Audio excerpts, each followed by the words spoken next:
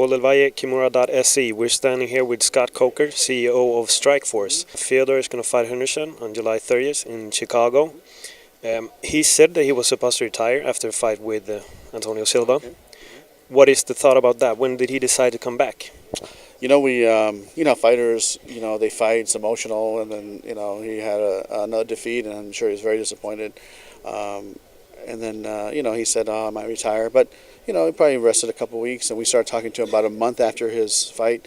And, he's ready to go. He's going to be ready to go. He's already in training now. So we think it's going to be an amazing fight. Has he had any thoughts about going down to light heavyweight? We talked to him. We talked to him about fighting Dan Henderson, but we never offered him to fight at light heavyweight because really Fedor's a heavyweight, and for us to ask him to cut to 205, I think it's a little bit disrespectful. He's a legend in the sport, and he's got a couple. I think he's got 2 or 3 more great fights left in him.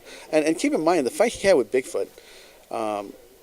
It's not that he lost; the doctor stopped the fight, right? I think if they would have let the 3rd round go, something else could have happened because he was still ready to go. So the doctor stopped it. So, in this sport, anything can happen. But I think Fedor is a heavyweight and should continue to fight heavyweight. Any thoughts about bringing him over to the UFC?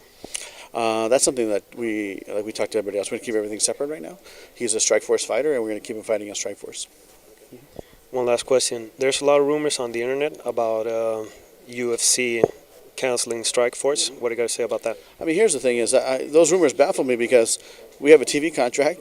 We have great fighters, we have great TV ratings, we have great sponsorship, we have great live gates, and we've had some amazing fights in the last year. So, to me, those are just rumors. Thanks a lot, Scott. Thank you. Paul Del Valle, Kimura.se.